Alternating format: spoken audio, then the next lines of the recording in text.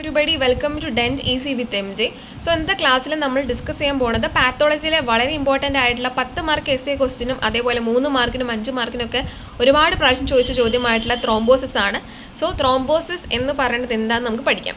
Thrombosis എന്ന് പറയുന്നത് ഒരു ക്ലോട്ട് ഫോർമേഷൻ ആണ്. സാധാരണ ഒരു ഇഞ്ചുറി വരുമ്പോഴാണ് ക്ലോട്ട് ഫോം ചെയ്യുക. പക്ഷേ ഇവിടെ ക്ലോട്ട് ഉണ്ടാവുന്നത് ഒരു ഇഞ്ചുറി വരാതെ ഒരു ക്ലോട്ട് ഫോം ചെയ്യുന്ന പരിപാടി നമ്മൾ പറഞ്ഞ പേരാണ് ത്രോംബോസിസ്. അല്ലെങ്കിൽ ഒരു മാസ് ഓഫ് ടിഷ്യൂ നമ്മുടെ ഒരു സോളിഡ് മാസ് നമ്മുടെ സർക്കുലേഷനിലോട്ട് വരുവാണ്. അതിൻ്റെ ഭാഗമായിട്ട് ബ്ലഡ് ഫ്ലോയ്ക്ക് ഡിസ്ട്രക്ഷൻ വരികയാണ്. അതിന് നമ്മൾ പറയുന്ന പേരാണ് ഈ ത്രോംബോസിസ് എന്ന് പറയുന്നത്. സോ നമ്മളിവിടെ പറയുകയാണെങ്കിൽ 2 ബ്ലഡ് വെസൽസ് ഞാനിവിടെ ചിത്രത്തിൽ കാണിക്കുന്നുണ്ട്. Let me show you. 2 blood vessels നമ്മൾ കാണിക്കുന്നുണ്ട്. ഒരു ഭാഗത്ത് നമ്മുടെ ഇവിടെ ഈ എൻഡോത്തീലിയത്തിന് ഒരു ഇഞ്ചുറി സംഭവിക്കുകയാണ്. ഇതിന് നമ്മളെ ബ്ലഡ് വെസൽസിനെ കവർ ചെയ്തുകൊണ്ട് എൻഡോത്തീലിയം നമുക്കിവിടെ പ്രസൻ്റ് ആണ്. ഈ ഒരു ഭാഗത്ത് എൻഡോത്തീലിയത്തിന് ഇഞ്ചുറി സംഭവിച്ചിട്ടുണ്ട്, ഒരു ഭാഗത്ത് എൻഡോത്തീലിയത്തിന് ഇഞ്ചുറി സംഭവിച്ചിട്ടില്ല.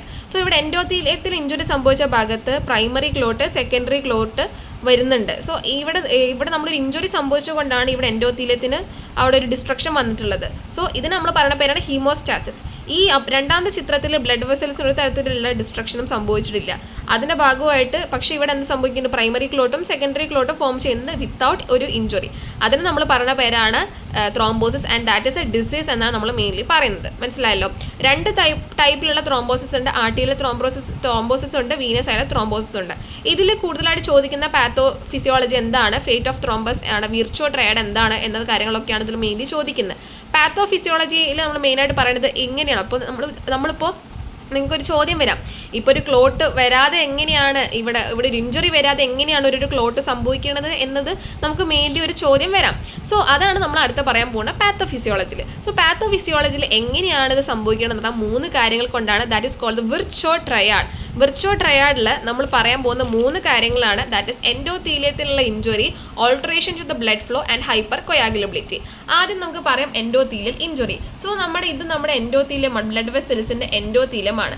ഇവിടെ ഒരു ഇഞ്ചുറി സംഭവിക്കുമ്പോൾ അവിടെ ഒബ്വിയസ്ലി എന്ത് സംഭവിക്കും, ക്ലോട്ട് ഫോർമേഷൻ ഉണ്ടാവും. സോ അതാണ് നമ്മൾ ആദ്യത്തെ പരിപാടി, ഇവിടെ ക്ലോട്ട് ഫോർമേഷൻ സംഭവിക്കുന്നത്. ഒരു എൻഡോത്തീലിയത്തിന് ഇവിടെ ഒരു ഇഞ്ചുറി സംഭവിക്കുന്നത്, ചെറുതായിട്ടുള്ളൊരു ഇഞ്ചുറിയാണ് സംഭവിക്കുന്നത്. അങ്ങനെയാണ് നമുക്കിവിടെ ക്ലോട്ട് ഫോർമേഷൻ നടക്കുന്നത്. രണ്ടാമത്തെ കാര്യം എന്ന് പറയുന്നത് alteration of the blood flow. നമ്മൾ പറഞ്ഞ ബെർണോളിസ് തിയറം നമ്മുടെ ഫിസിക്സിൽ പഠിച്ചിട്ടുണ്ട്. ഹെവിയർ ആയിട്ടുള്ള സാധനങ്ങൾ ഉള്ളിലും ലൈറ്റർ ഉള്ള സാധനങ്ങൾ നമ്മൾ പുറത്തും കാണുന്നു നമ്മൾ പറഞ്ഞിട്ടുണ്ട് അല്ലേ. സോ ഇവിടെ ആൾട്ടറേഷൻ ഓഫ് ബ്ലഡ് ഫ്ലോ എന്ന് പറയുന്നത് നമ്മുടെ ഇവിടെ ഉള്ളിലായിട്ട് നമുക്ക് RBC, ബ്ലഡിൻ്റെ ഉള്ളിൽ നമുക്ക് കാണുന്ന സാധനങ്ങളാണ് RBC, WBC, platelets, plasma. So ഈ ബ്ലഡ് വെസലിൻ്റെ ഉള്ളിൽ RBC, WBC, പ്ലേറ്റ്ലെറ്റുകൾ ഹെവിയർ സാധനങ്ങൾ നടുഭാഗത്തും, പുറമെ ലൈറ്ററായുള്ള സാധനം ഒരു ഔട്ട്ലൈൻ പോലെ നമുക്ക് പ്ലാസ്മേനെ നമുക്കിവിടെ കാണാൻ പറ്റും. ഓക്കെ. സോ ഇവിടെ നമ്മൾ ബ്ലഡ് ഫ്ലോ കുറയുന്ന സാഹചര്യം, അതിന് നമ്മൾ സ്റ്റാസിസ് ആണ്, സെപ്സിസ് അല്ല, sorry, stasis. 1 minute. So that is stasis. ഈ സ്റ്റാസിസ് എന്ന് പറയുന്നത് നമ്മുടെ ബ്ലഡ് ഫ്ലോ നിൽക്കുന്ന ഒരു സാഹചര്യമാണ്. സോ ഇവിടെ പറയുന്നത് heavier objects R place at the centre, that is WBC, RBC and the platelets. ഇനി ഈ പ്ലാസ്മ എന്ന് പറയുന്ന ലൈറ്റർ സാധനമാണ്. സോ നമ്മൾ ഈ പ്ലാസ്മേനെ നമ്മൾ ഈ പുറത്ത് എൻഡോത്തീലിയത്തിൻ്റെ അവിടെ നമ്മളൊരു ഔട്ട്ലൈൻ പോലെ നമ്മൾ അവിടെ വെച്ചിട്ടുണ്ട്. ഓക്കെ. ഇനി ഇവിടെ പറയുന്നത് എന്തെന്ന് വെച്ചാൽ നമ്മൾ പറഞ്ഞു, നമ്മൾ ഈ സ്റ്റാസിസ് വരുന്ന സമയത്ത് ബ്ലഡ് ഫ്ലോ നിൽക്കുന്ന സമയമല്ലേ. സോ എന്തായാലും അവിടെ ക്ലോട്ട് സംഭവിക്കുമല്ലോ.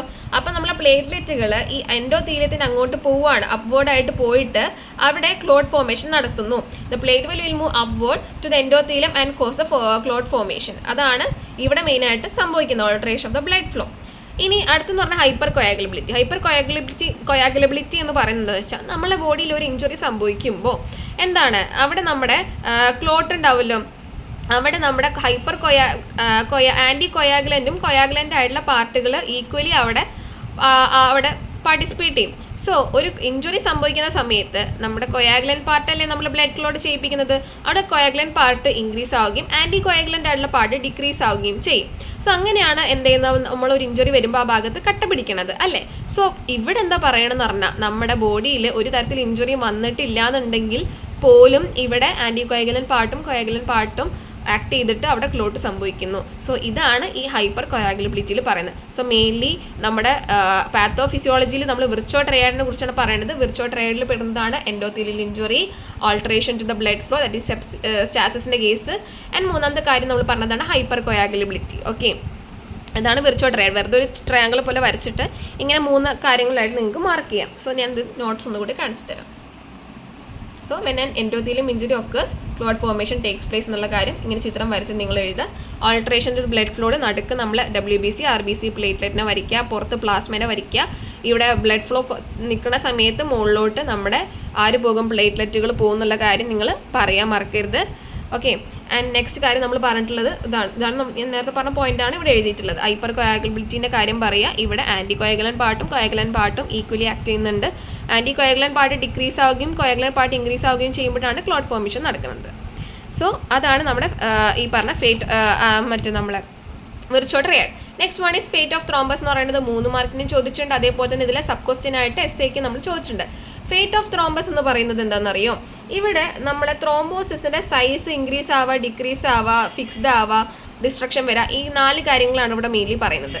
ചില സമയത്ത് നമ്മുടെ ത്രോംബസിൻ്റെ സൈസ് ഡിക്രീസ് ആവുന്നുണ്ട്. അത് നമ്മൾ പറയുന്ന പേരാണ് റെസല്യൂഷൻ. അത് കഴിഞ്ഞിട്ട് ഇവിടെ കുറച്ച് കഴിഞ്ഞാൽ അത് ഡിസപ്പിയർ ആവുന്നുണ്ട്. ഇനി രണ്ടാമത്തെ കാര്യം എന്ന് പറയുന്നത് നമ്മുടെ ത്രോംബോസിസിൻ്റെ സൈസിന് ഒരു തരത്തിലുള്ള മാറ്റം വരാതെ അവിടെ ഫിക്സ്ഡ് ആയിട്ട് നിൽക്കുന്നതിന് നമ്മൾ പറയുന്ന പേരാണ് ഓർഗനൈസേഷൻ. ചില സമയത്ത് ത്രോംബസിൻ്റെ സൈസ് ഇൻക്രീസ് ആവുന്നുണ്ട്. അത് നമ്മൾ പറയുന്ന പേരാണ് പ്രൊപ്പഗേഷൻ. ആൻഡ് ചില സമയത്ത് ഡെത്ത് ആണ് സംഭവിക്കുന്നത്. അതാണ് നമ്മൾ എംബോളൈ. ആ സമയത്ത് ഇത് എല്ലായിടത്തോടും സ്കാറ്ററായി പോകുന്നുണ്ട്. അതിന് നമ്മൾ പറയുന്ന പേരാണ് ഈ എംബോളൈ എന്ന് പറയുന്നത്. So mainly fate of thrombus എന്ന് പറയുമ്പോൾ സൈസ് ഓഫ് ദ ത്രോംബസ് കുറയുമ്പോൾ നമ്മൾ റെസല്യൂഷൻ, അപ്പോൾ അവർ ഡിസപ്പിയർ ആവും. ത്രോംബസിൻ്റെ സൈസ് ഫിക്സ്ഡ് ആവുന്നതിന് നമ്മൾ ഓർഗനൈസേഷൻ, ത്രോംബസിൻ്റെ സൈസ് കൂടുന്നതിന് പ്രൊപ്പഗേഷൻ, ആൻഡ് ഡെത്ത് സംഭവിക്കുന്നത് നമ്മൾ പറയുന്ന എംബോളെ എന്തെങ്കിലും സ്കാറ്റേഡ്. സോ ഇത്രയും കാര്യങ്ങളാണ് നമ്മൾ ത്രോംബോസിസിൽ പറയേണ്ടത്. എന്താണ് ത്രോംബോസിസ് എന്ന് പറയുക? 2 ടൈപ്സ് ഉണ്ട്, ആർട്ടീരിയൽ വീനസ് ഉണ്ട്. അതിൽ നമ്മുടെ ഫേറ്റ് ഓഫ് ത്രോംബസും പാത്തോഫിസിയോളജിനെ കുറിച്ചിട്ടും മെയിനായിട്ട് പറയും. വിർച്വൽ ട്രയാഡ് ചോദിക്കുമ്പോൾ ചിത്രം വരയ്ക്കുക. ഇത്രയും കാര്യങ്ങളാണ് പറയുന്നത്. ഓക്കെ.